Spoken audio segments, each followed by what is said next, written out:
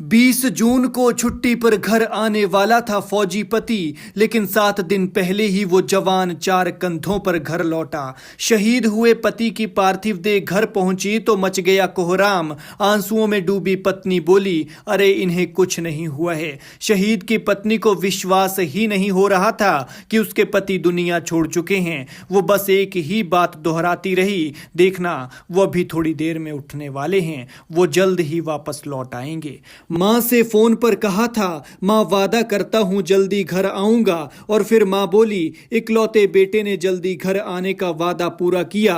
वो आया भी जरूर, लेकिन तिरंगे में लिपट कर 4 कंधों पर। पिता पहले ही दुनिया छोड़ चुके हैं, अब नौजवान पत्नी विधवा हो गई। बूढ़ी माँ बेटे की राह देख रही थी और 2 बहनें कुंवारी बैठी हैं। सबके सपने अधूरे रह गए, सब रो रो कर पागल हुए पड़े हैं। तस्वीरों में जिस शख्स को आप देख रहे हैं, ये वही जांबाज है जो आतंकियों से लोहा लेते लेते शहीद हो गया। इस जवान ने खुद के सीने पर गोली खाई, आतंकियों से डटकर सामना किया, नजरों से नजरें मिलाकर। जांबाज फौजी शहीद हुआ भी तो शेर की तरह देश पर कुर्बान हुआ। दुख की बात यह है कि यह जवान परिवार का इकलौता सहारा था, परिवार की कमाई का इकलौता जरिया था, और फिर यह भी देश पर कुर्बान हो गया। अभी 4 साल पहले इस जवान की शादी हुई थी। पत्नी अभी नई नवेली दुल्हन की तरह सजती संवरती थी, लेकिन देखिए ना किस्मत का लेखा, बेचारी की जिंदगी बेरंग हो गई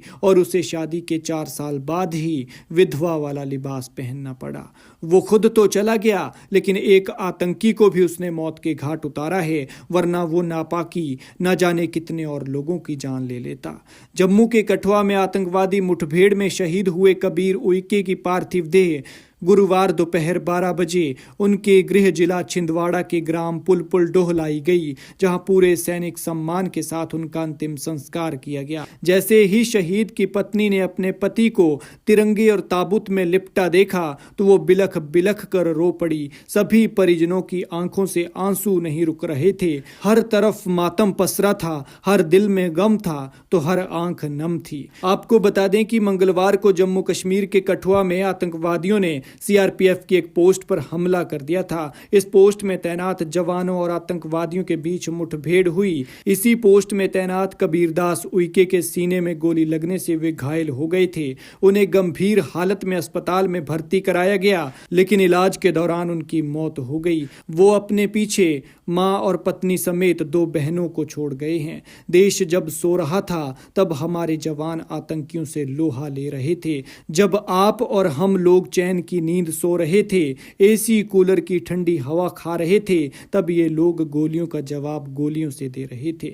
मां भारती की रक्षा करते करते अपने प्राण न्यौछावर करने वाले इस शहीद वीर जवान का नाम कबीरदास उइके है। कबीरदास अभी 35 साल के थे और 2011 में सीआरपीएफ में भर्ती हुए थे, लेकिन ये इस छोटी सी उम्र में दुनिया छोड़ गए हैं। दुखी आवाज में शहीद की मां इंद्रवती कहती हैं, घटना से पहले बेटे ने उनसे करीब 2 बजे फोन पर बात की थी। उस समय उसने वादा किया था कि मां मैं जल्दी ही घर आऊंगा, तो चिंता ना कर। उन्होंने आगे कहा कि बेटे ने अपना वादा तो पूरा किया, वो जल्दी घर आ भी गया, लेकिन पता नहीं था कि शहीद होकर घर आएगा। शहीद कबीरदास के पिता पहले ही दुनिया छोड़ चुके हैं। पत्नी बेचारी अभी नौजवान है और घर पर 2 नौजवान बहनें हैं, और इतनी सारी जिम्मेदारियों के भार के साथ कबीरदास दुनिया को अलविदा कहे गए हैं। खैर, भगवान शहीद की आत्मा को शांति दे और परिवार को दुख सहने की शक्ति।